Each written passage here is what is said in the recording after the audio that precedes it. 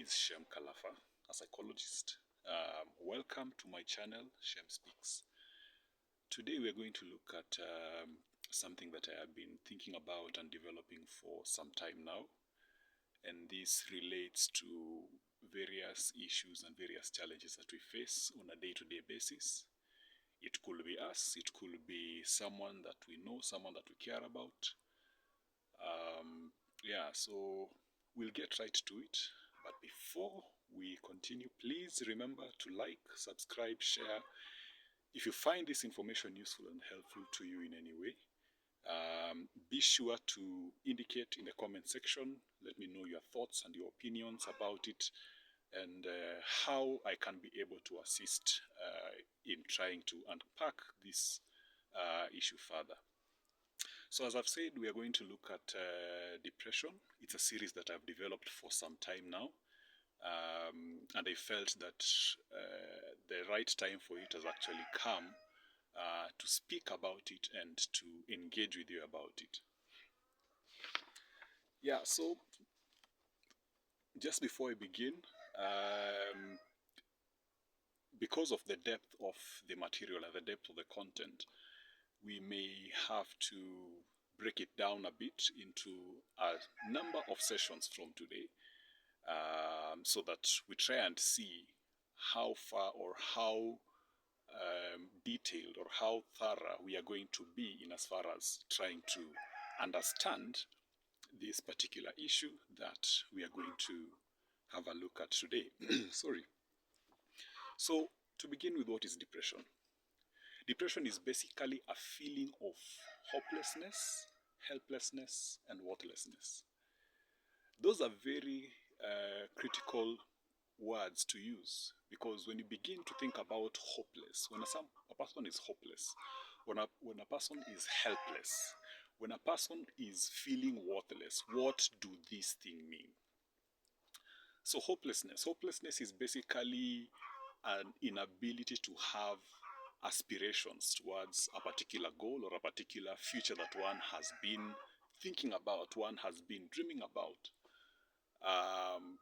And so this future, or this, it could be short-term future, it could be a long-term future, that this person is asking themselves, will I really be able to get to that point in time? Will I really be able to attain those particular things that I want to attain? These are the kinds of questions that a person who feels hopeless or who has a perception of hopelessness that go through in their mind. A particular future, a particular goal seems far-fetched to them. And as I said, this is one indicator that a person could be suffering from depression or going through a season or a period of depression. We've also mentioned helplessness.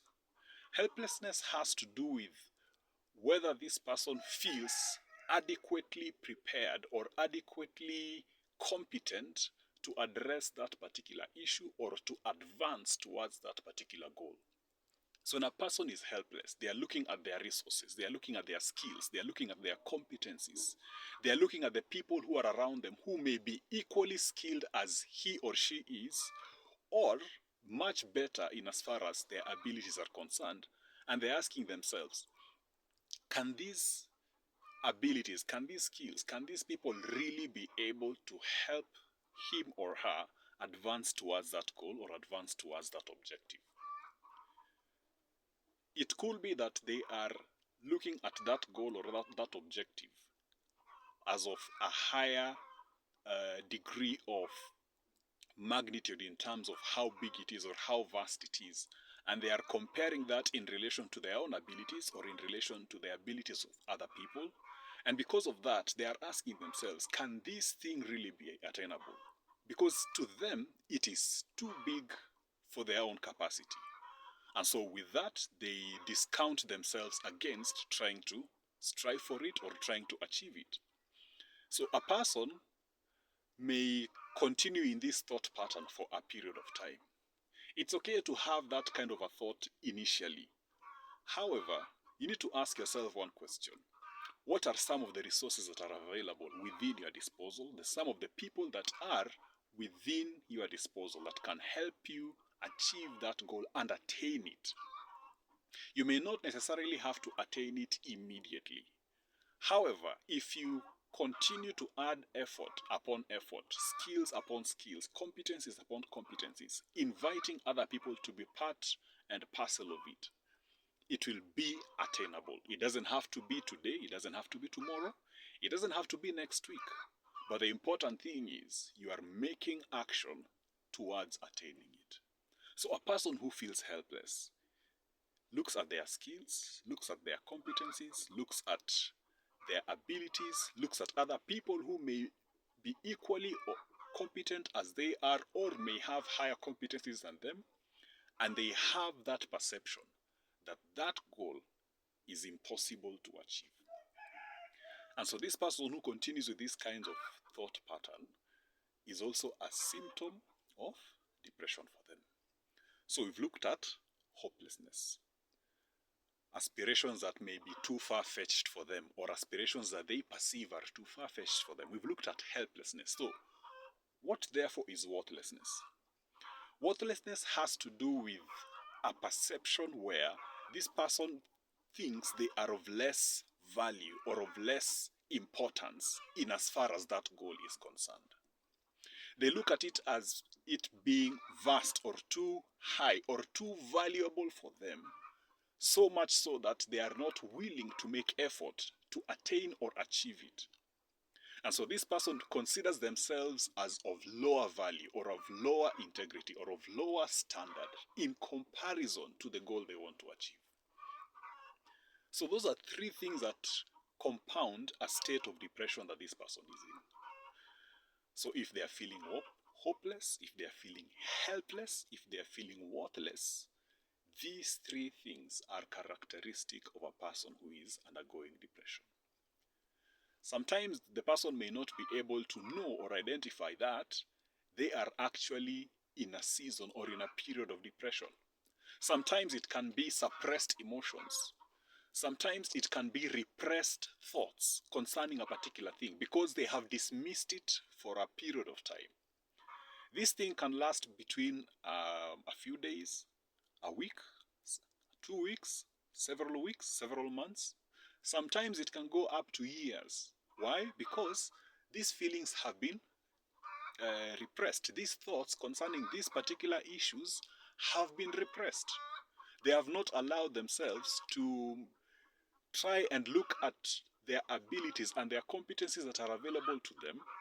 They have not considered what other people or which other people can they be able to engage to help them or assist them in attaining that goal.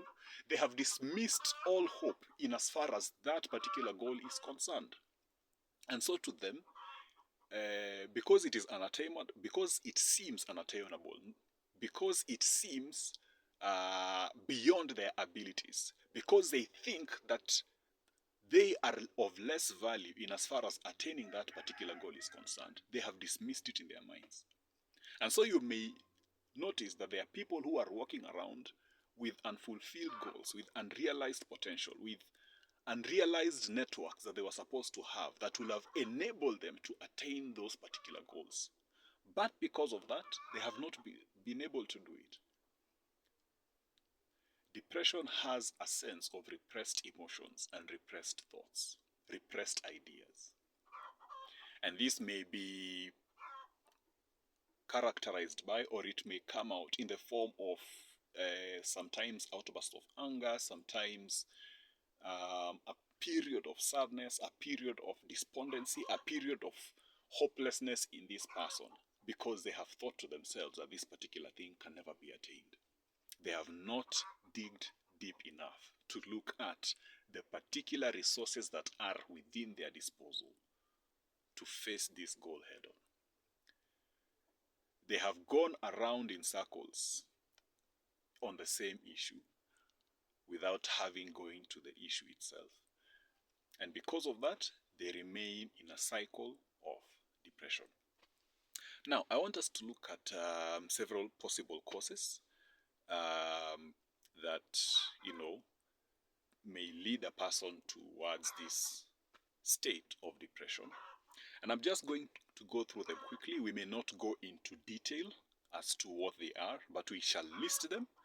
And possibly what I may be having in my list could point to something that you are facing. So if it is doing that, please be free or feel free to write down in the comment section what that may be. Or if you feel the comments may be too public for you, send me a message and then we'll be able to interact on it. So I'm going to list them one at a time. Some of the causes or perceived causes, they can either be direct causes or they can be perceived causes. It means that someone has created a perception of that cause. And because they have created a perception of that cause, they think that that particular thing is a cause. No argument there. It means that perhaps to them, that is how they perceive it, and therefore they need to be helped, or you need to be helped to try and understand why is it that you are perceiving this particular thing as a cause. Why is it a cause for depression to you? And how is it triggering those feelings of helplessness, hopelessness, or worthlessness? And how can we navigate to try and understand them, whether they are a direct cause or whether they are a perceived cause? So the following are what I list down as some of the main causes or some of the perceived causes, but there could be others. If there are others that you know of, please feel free to write in the comment section and we'll be able to look at them together, possibly pick it up in our next session.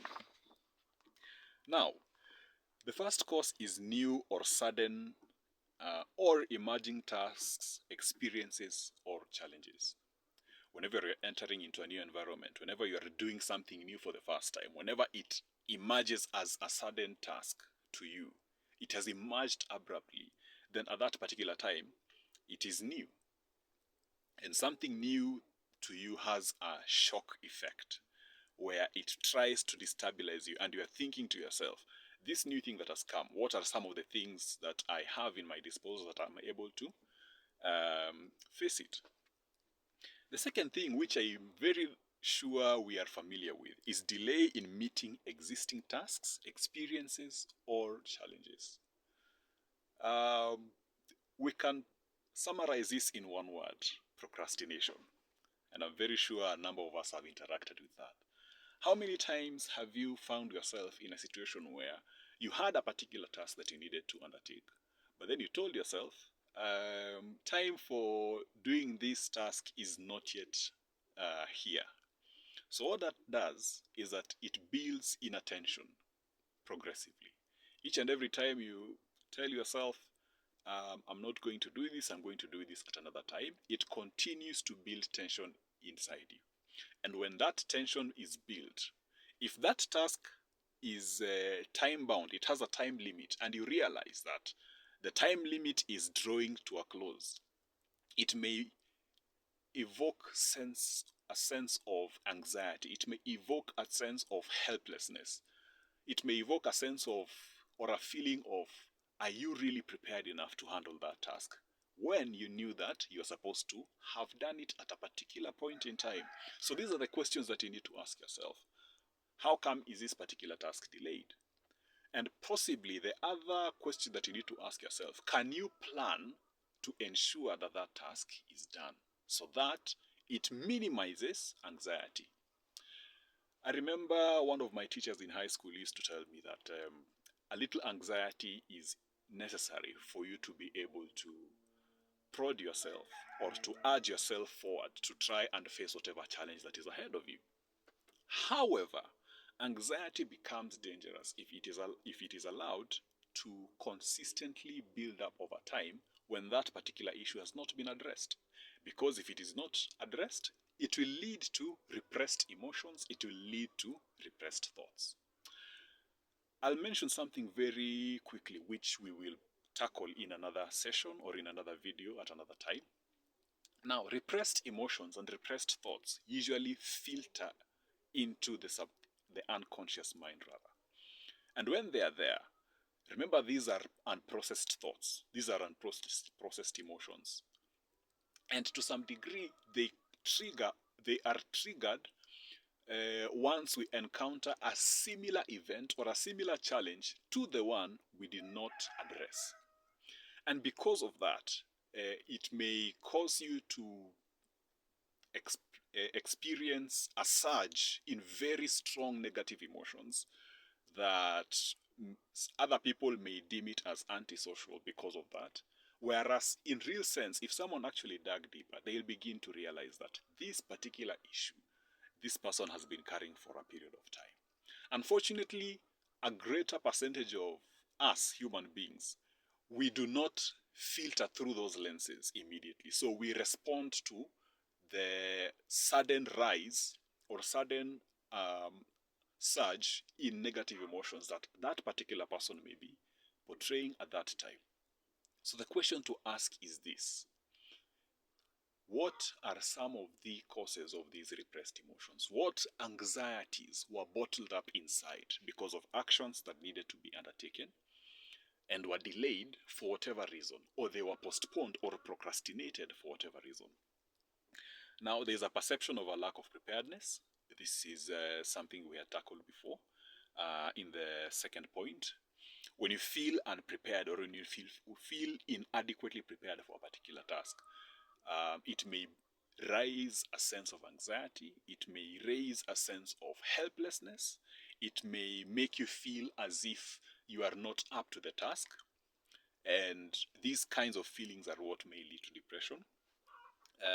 Something that we also need to look at is inadequate rest. Do you know that when you don't have enough rest, it may lead to a feeling of depression?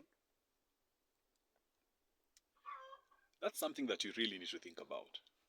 When you don't have enough rest for a period of time, it means that your mind has been thinking on overdrive. It has been operating on overdrive, trying to process different pieces of information and trying to put them together within that period of time. And because the mind has not been given time to relax, or it has not been given time to digest whatever it is that it was thinking about, those unprocessed thoughts will lead to anxiety. And anxiety, when it accumulates, it leads to a sense of hopelessness. Someone may ask why. Remember, we tackled hopelessness concerning tasks or goals that we feel are beyond our reach. Not within our reach, but are beyond our reach. So whenever we are thinking about so many things or so many tasks or so many goals at the same time, and we have not given our minds enough time to actually relax and rest, then it develops a sense of these tasks are not able to be done, we are not able to attain to them. It raises a sense of hopelessness in your mind. And because of that, it may lead to depression. There's also inadequate nutrition. Nutrition plays a key role in as far as what are some of the energies that you require within your body to perform certain duties or certain tasks, or basically just to live out your day. So if you have an inadequacy in nutrition, this can build up into a sense of depression. Why? Because at that particular time, the energy that you need to undertake a particular task, or the energy that you need to fulfill a particular goal, or to make a particular task worth the while in terms of completing, that energy is not there. This will build into anxiety, this will build into hopelessness, this will make you think sometimes that you are inadequately prepared to face that particular task, and therefore it may lead to depression. So be sure you have the right nutrition. A balanced diet is necessary. Have adequate meals within the day, and this will help you to try and minimize those anxieties in as far as facing those tasks are concerned. We have also inadequate regular social interaction. If a person has been isolated from people, they may feel a sense of helplessness. They may feel a sense of worthlessness. There is this term called peer pressure, which I know we are all familiar with, or you may be familiar with. And of course, peer pressure comes whenever you interact with peers, or you interact with colleagues, or you interact with people who you have the same thought systems or the same thought patterns with. Peer-to-peer influence is positive in that it helps you build confidence in your abilities and in the abilities of others to fulfill particular tasks or particular roles that you may be thinking about. Now, if you are isolated from people, it builds a sense of helplessness in that you feel nobody is there to help you, or you feel nobody is there to appreciate your contribution in their lives. Because of this, it may lead to a sense of depression. So you better be alert whenever you find yourself socially isolated from people. You need to ask yourself, what are some of the factors that are leading you to self-isolate from people? There is illness. Illness can be either short-term or long-term. Some of these illnesses can be diagnosed. And of course, sometimes diagnosis can lead to a sense of depression because someone keeps thinking about a particular diagnosis concerning that illness. It becomes like a rocking chair or a rocking boat that does not seem to go on one side or does not seem to go on the other side, but is maintained on the same place by a pivot. If this person continues thinking about this diagnosis and does not pursue treatment or does not pursue the necessary medical attention that is needed, this person, because of the illness living within their body, they may end up being in a state of depression. How can this be? Remember, a disease that is in the body or in the mind, there are some diseases that are within that attack various systems of the body, various organs of the body, and because of that, they affect the mind, either directly or indirectly. There are also psychiatric illnesses, which most of the time is because of imbalances within the chemical systems within the body. Some of those illnesses are as a result of a period of time of thinking through negative events or negative emotions that trigger some of those illnesses or some of those conditions.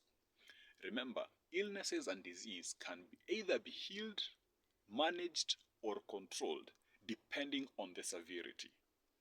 There is completely and absolutely a lot of hope for anybody who is facing any disease or any illness. But I'm saying this, that perhaps one of the reasons that you may be depressed is because you're unwell for a period of time. Is because perhaps that illness has made you think and made you feel that you are inadequate to complete a particular task. It has made you feel helpless. It has made you feel worthless.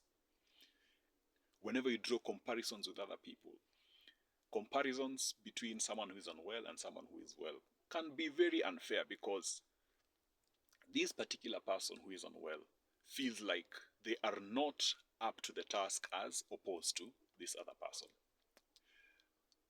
Instead of looking at it from an objective point of view that you are unwell, therefore you are limited in your abilities, and asking yourself, what are other things that you are able to do despite you being unwell, over and above seeking medical assistance and treatment, someone feels inadequate and they sink into depression because of feeling unwell. The next item or the next cause is actually loss of income or livelihoods. We faced a lot of this during COVID. COVID was there to imprison a lot of people, a lot of restrictions that were made concerning social distancing. We've looked at inadequate regular social interaction. That was part of an effect of loss of income and livelihoods due to COVID. And even right now, there are people who are still bouncing back from that. There are people who became innovative and tried to look for other means of income.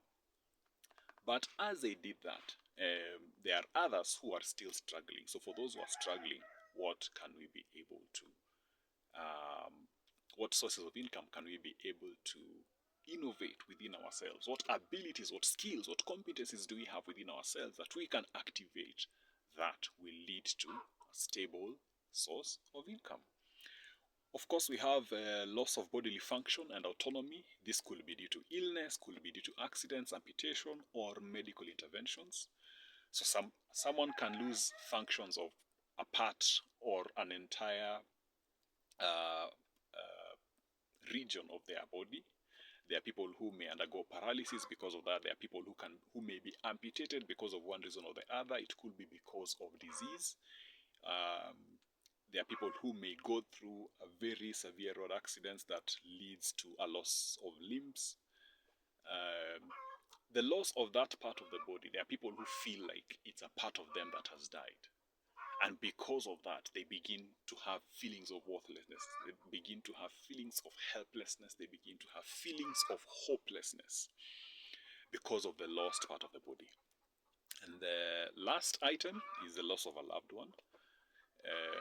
Whenever you have been in touch with a person for a period of time and you have gotten to know them, there are some who have known that person as themselves. Some people who can be in marriage, some people who can be in long-term friendships or long-term relationships with other people, and then this person suddenly, for some reason, whether it's a short illness or unknown illness, they pass on.